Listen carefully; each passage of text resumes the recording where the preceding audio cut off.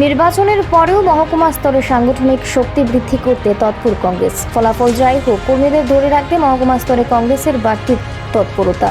বিলোনিয়া কংগ্রেস ভবনে বৃহস্পতিবার অনুষ্ঠিত হয় সাংবাদিক সম্মেলন। এদিনের সাংবাদিক সম্মেলনে উপস্থিত ছিলেন প্রদেশ কংগ্রেস কমিটির সভাপতি আশিস কুমার সাহা, জেলা কংগ্রেস কমিটির সভাপতি মৃদুল পাটারি, বিলোনিয়া ব্লক কংগ্রেস সভাপতি দেবাশিস মজুমদার সহ এসসি ওবিসি প্রদেশ কমিটির নেতৃত্বরা। গত 5ই মে আমাদের প্রদেশ কংগ্রেসের এক বর্ধিত সভা অনুষ্ঠিত হয়। জেলা সভাপতি এবং আমাদের রাজ্যের 7টি ব্লক সভাপতিদের নিয়ে আগরতলায় এই সভা এক সিদ্ধান্ত হয়।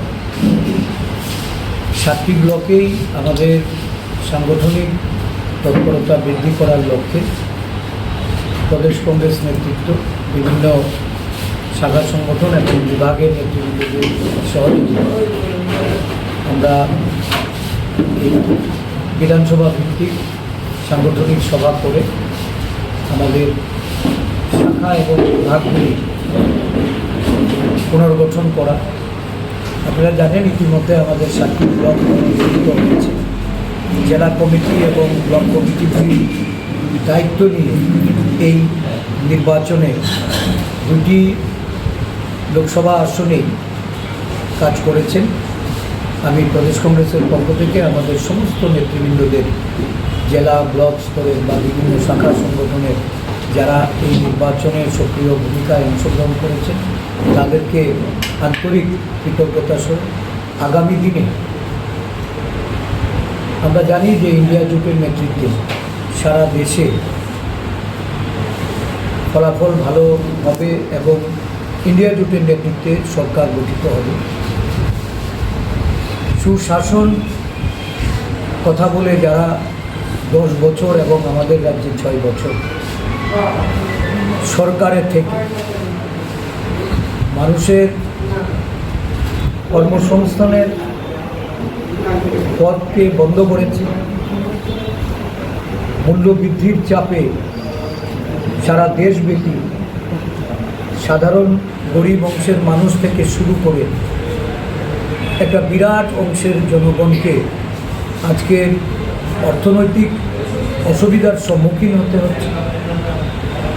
আয়ের থেকে ব্যয় বেশি, মানুষ কর্মসংস্থান হারিয়ে এখন দিশেহারা অবস্থায় আছে। কোভিড পরবর্তী পরিস্থিতিতে দেশের শিল্প বাণিজ্য সর্বক্ষেত্রে একটা নিম্নগামী পরিস্থিতি পরিলক্ষিত হচ্ছে। দেশের সরকারের কোনো প্রয়োজনীয় পদক্ষেপ নেই, যার কারণে সারা দেশব্যাপী মানুষ এই মহঙ্গাই এবং বেরোজগারির বিরুদ্ধে তাদের মত এবং গণদেবতাদের যে রায়, এই রায় প্রদান করছে। যারা এই দেশবাসীর আসল যে বাস্তব যে অসুবিধা বা তাদের যে সমস্যা, এগুলির দৃষ্টি ঘুরিয়ে শুধু বিভাজন এবং ধর্মীয় সুরসুরি দিয়ে নানা ধরনের অপপ্রচার করে ক্ষমতায় ফিরতে চাইছে, দেশবাসী তাদের প্রত্যাখ্যান করছে। জি, আমরা নির্বাচনে অংশগ্রহণ করে যেটা উপলব্ধি করেছি যে নিশ্চিত পরাজয়ের হাত থেকে রক্ষা পাওয়ার জন্য ভোটকে প্রশ্নাত্মক করে নির্বাচনে জয়লাভ করার যে প্রয়াস তারা করেছে জনগণের দ্বারা, আমরা ইন্ডিয়া জোটের মাধ্যমে প্রতিহত করার আমরা চেষ্টা করেছি। অনেক জায়গায় আমরা সেটা করতে পারিনি, আমরা অভিযোগ জানিয়েছি। দিল্লিতে গিয়েও নির্বাচন কমিশনের গোচরে সেই বিষয়গুলি আমরা তুলে ধরেছি। এখন অবধি নির্বাচন কমিশন নিশ্চয়, আমরা বারংবার নির্বাচন কমিশনের যারা এখানে আধিকারিকরা আছেন তাদের নিরপেক্ষ ভূমিকায় কাজ করার জন্য তাদের কাছ থেকে আমরা আশ্বস্ত হয়েও তাদের প্রতি আমরা আস্থা রাখতে পারিনি। নির্বাচনের দিন 144 ধারা বলবৎ থাকা সত্ত্বেও নানা জায়গায় বিভিন্ন পূর্ব ত্রিপুরার লোকসভা আসন থেকে লোকজন এনে পশ্চিম ত্রিপুরা লোকসভা আসনে তারা বিভিন্ন বুথ সেন্টারে, বিভিন্ন রাস্তায় সাধারণ ভোটারদের ভোটদানে যেমন বাধার সৃষ্টি করেছে, পোলিং এজেন্টদের বের করে দিয়েছে, পোলিং এজেন্টদের মারধর করে ভয়ভীতি প্রদর্শন করে তাদেরকে তাদের যে দায়িত্ব কর্তব্য থেকে বাধার সৃষ্টি করে এই ভোটটাকে তারা প্রশ্নোত্তরভাবে সম্পন্ন করেছে।